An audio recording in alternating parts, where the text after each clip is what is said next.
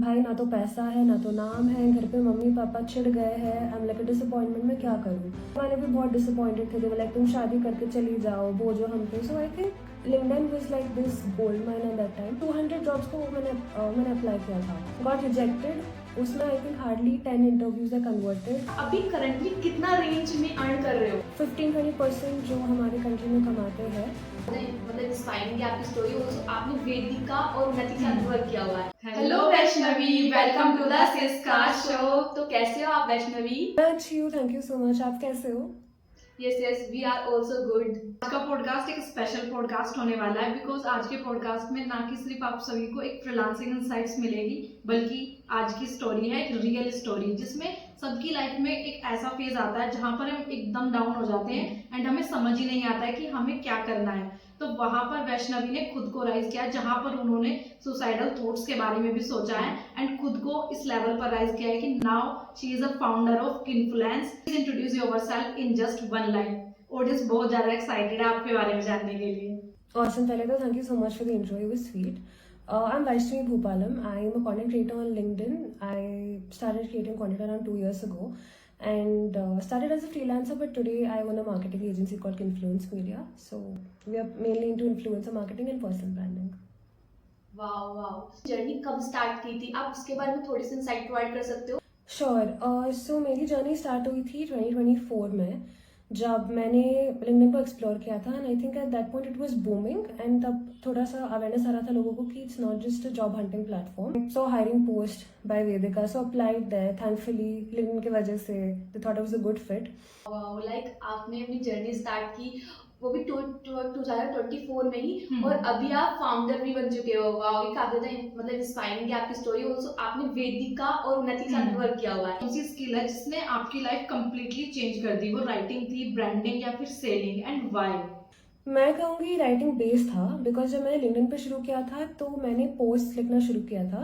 पहले तो ऐसा होता था कि बहुत कम लोग देखते थे, सिंगल डिजिट में लाइक्स आते थे, बट आई थिंक मैंने कभी हार नहीं माना, मैं अपने लिए लिखती रही and gradually people started noticing and वो फाउंडेशन बना, बिकॉज उससे लेवरेज आया, पर्सनल ब्रांडिंग से वो पोर्टल मिला एंड देन ऑब्वियसली मैंने पर्सनल ब्रांडिंग सीखा। आई लर्न डिफरेंट वेज जहाँ पे तुम अपने आप को मोनेटाइज कर सकते हो लिंक्डइन पे। So started with personal branding कि तुम घोस्ट राइट करो फाउंडर्स के लिए, and then that led into brand sponsorships, brands pay you for promoting, and then influencer marketing and strategy happened. तो डेफिनेटली राइटिंग कोर पार्ट है, but branding and selling भी जुड़ी हुई है, बिकॉज पर्सनल ब्रांडिंग में दस different parts, right? But I would say majority it's about कि तुम कैसे प्रेजेंट करते हो, कैसे अपनी जर्नी को एक्सप्रेस करते हो with words and good articulation. जैसे आपने मेंशन किया कि राइटिंग ने आपकी लाइफ को चेंज किया है, मेनली राइटिंग ने, तो लिंक्डइन राइटिंग में तो मैं यही बोलना चाहूंगी कि अगर किसी को अपनी लाइफ में कुछ भी गुड थिंग लानी है, अगर उसको वीडियो बनाने में मतलब डर लगता है, तो वो राइटिंग से स्टार्ट आउट कर सकता है, वो भी लिंक्डइन पर। जैसे आपको क्या लगता है कि आपको अभी तक मोस्ट ऑफ द क्लाइंट कहाँ से मिले हैं? आपकी स्किल की वजह से मिले हैं या फिर आपके पर्सनल ब्रांड की वजह से मिला है? I feel like personal branding एक जरिया था एंड स्किल्स एक लेवरेज है। सो पर्सनल ब्रांडिंग मैंने अपनी जर्नी से शुरू किया था, राइट? मैंने पर्सनल स्टोरीज पुट आउट किया, मैंने लाइफ के most vulnerable moments put out किए, बिकॉज तब मेरे पास नीश नहीं था, बट बिकॉज मैं पोस्ट डाल रही थी तो लोगों ने मुझे नोटिस किया एंड फिर थोड़ा अट्रैक्शन आया। देन मुझे पता चला कि हाँ, मैं अपने एक्सपोजर के बारे में, अपने नीश के बारे में भी बात कर सकती हूँ। So that converted into skill.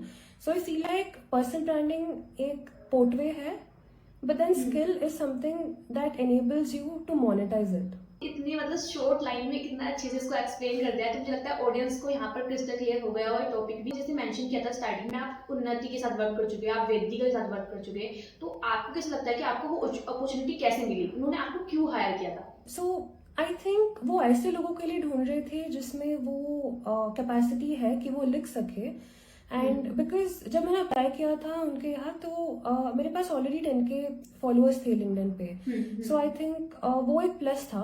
Plus मैंने भी कई सारे पोस्ट किए थे एंड मैंने थोड़े क्लाइंट्स के लिए भी मैंने लिखा था तब तक। सो उसके बारे में भी जो जर्नी होती है, जो स्ट्रैटेजीज होती है, मैंने ओपनली पोस्ट किया।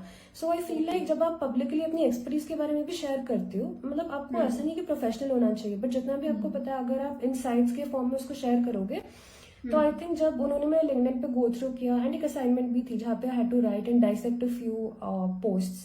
सो I think combination of everything and मेरे पास एक पोर्टफोलियो भी था एक्चुअली।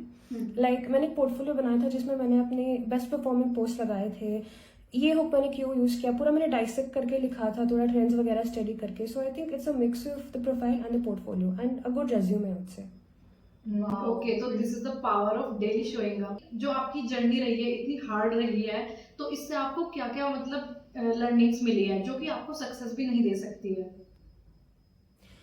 आई थिंक सबसे बड़ी लर्निंग ये मेरी कि अगर तुम लड़की हो तो जस्ट बी फाइनेंशियली इंडिपेंडेंट। को मुझे लगता है इसको रिपीट में सुनना चाहिए कि इसको नोट डाउन कर लो, आपकी लाइफ डेफिनेटली चेंज हो जाएगी अगर आप इस चीज पे बिलीव करते हो। बिल्कुल। तो अभी मुझे लगता है एक क्वेश्चन मुझे पूछना चाहिए फाउंडर्स के प्रोस्पेक्टिव से, क्योंकि आप ऑलरेडी काफी सारे लोगों से वर्क कर चुके हो, तो आपको क्या लगता है कि फाउंडर्स कौन सी मिस्टेक है जो बार बार रिपीट करते रहते हैं जिसकी वजह से उनका पर्सनल ब्रांड, उनका खुद का ब्रांड डिस्ट्रॉय हो जाता है? काफी सारे red flags. So I think अब तक मैं एटलीस्ट 1000 पोस्ट रिव्यू कर चुकी हूँ। I have seen a lot of founder profiles. ये प्रॉब्लम होता है ना कि एक तो उनका प्रोफाइल ऑप्टिमाइज नहीं होता। सो तुम कौन सी कंपनी में काम करते हो, तुम्हारी ऑफरिंग क्या है, तुम्हारी what is your core value, वो समझ में नहीं आता। So that is one. Second, chat GPT content बिल्कुल ऑथेंटिसिटी नहीं होता है, लो एफर्ट कंटेंट पोस्ट करते हैं सिर्फ व्यूज एंड लाइक्स के लिए। जो भी ट्रेंड होता है उसमें हॉप करना, अभी कुछ वायरल चल रहा है तो ये भी डाल देंगे, ये नहीं देखेंगे कि नीश हमारा है कि रेलिवेंट है अपने टारगेट ऑडियंस के लिए। That 4 I would say not having a clear ICP and not knowing who your target audience are without an unclear offer basically. वो ideal client person आपको चार्ट करना चाहिए through your journey with both your business side and your human side. Plus आपकी offering बहुत clear होना चाहिए, आपके target audience कौन है, पेन पॉइंट्स पिकअप करो, सॉल्व करो, फिर एक जर्नी चार्ट आउट करो। That and I think last is बहुत सेल्सी कंटेंट लगाता है just to promote their business और just to have sales, but LinkedIn is not a platform to drive sales, it's a community first platform. तो I think वो बहुत लोग भूल जाते हैं।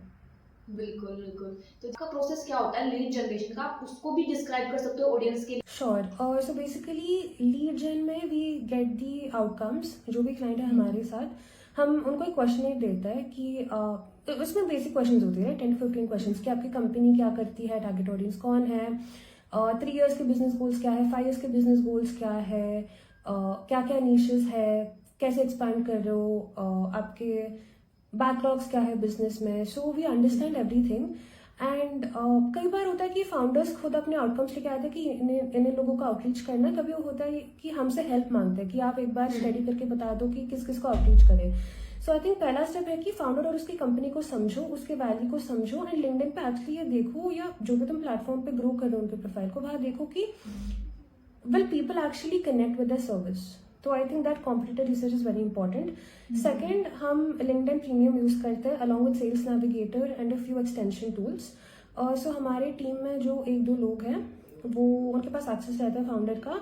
दे स्टार्ट बाय एंगेजिंग, तो जैसे कि उन प्रोस्पेक्ट्स होता है ना, उनके टारगेट प्रोस्पेक्ट्स, वो पहले एंगेजिंग से स्टार्ट करते हैं। सो हम डायरेक्टली ऐसे आउटरीच के नाम पे हम उनके डीएम में नहीं घुसते, because we believe in forming a good network / bond right with a person. So पहले वीक तो वार्म अप होता है, we engage with the post, we comment, we try to start with a very friendly greeting and एक set of scripts होता है जो हम follow करते हैं, like greeting, ice breaker, follow up 1, follow up 2। So based on how the rapport goes, then through tools हम उनको reach out करते हैं and then we get these prospects on a call with the founder and everything is tracked on a Google sheet. Yeah. बिल्कुल, अगर हम direct message में जाकर just sales ही हो जाएंगे तो ऐसे बिल्कुल भी क्लाइंट कन्वर्ट नहीं होंगे, ना ट्रस्ट बिल्डिंग होगा। बिल्कुल, ये पॉडकास्ट काफी ज्यादा गोल्ड माइन बना दिया है। तो शायद एक क्वेश्चन हमारा मिस हो गया है, मुझे लगता है जो बहुत ज्यादा इंपॉर्टेंट है ऑडियंस के पर्सपेक्टिव से, कि आप अभी करंटली कितना रेंज में अर्न कर रहे हो? Okay, so मैं एग्जैक्ट तो रिवील नहीं कर पाऊंगी, I'm sorry about that, but it is 6 figures. I would say top 15-20% जो हमारे कंट्री में कमाते हैं, and it's not to one income stream right. So मेरे 3 इनकम स्ट्रीम्स है, तो एक एजेंसी से आती है बिकॉज हमारे 2 वर्टिकल्स है ना। So one is personal branding, वो क्लाइंट से B2B and D2C। Second brand strategy जिसके लिए हम काम करते हैं, plus influencer marketing / campaigns. Third is brand collaborations. So because ये तीनों से आता है, बट हाँ बस एक बात बता दूं कि मेहनत भी बहुत लगती है। So yeah. बिल्कुल। बिल्कुल, तो ऑलरेडी आप मतलब आपको इतने ज़्यादा ईयर तो नहीं हुए इस फील्ड में, फिर भी आप 6 फिगर अर्न कर रहे हो, सच में ये बहुत ज़्यादा इंस्पायरिंग है। आपकी स्टोरी तो मुझे लगता है Thank you so inspiring much. है ही, आपने जो मतलब उसमें मेहनत की है, आपने इतना अर्न करने के लिए, वो तो इंस्पायरिंग अब बन चुका है। लाइक आपकी जर्नी सच में बहुत ज़्यादा पोटेंशियल रखती है, no doubt. Thank you so much. And wishing you all the best for more. आप सच में 2026 में और ज्यादा राइज करने वाले हो। Thank you.